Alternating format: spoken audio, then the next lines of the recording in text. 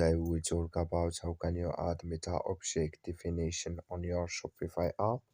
So all you have to do, so you just go down, click on this sign down here. So when you click on it, it's going to show for you a list like this. Then all you have to do now, you just click here on settings. So when you click on settings, it's going to take you to this list here.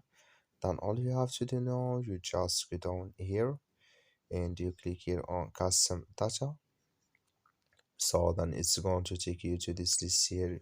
You come here to define your first meta object and you click here on add definition here. So then you come to this list, then here add name and here choose or add here field. Then here if you want to enable or disable access is here, and here to for white pages here. Then you go down, you click here on save, then it's going to save with you.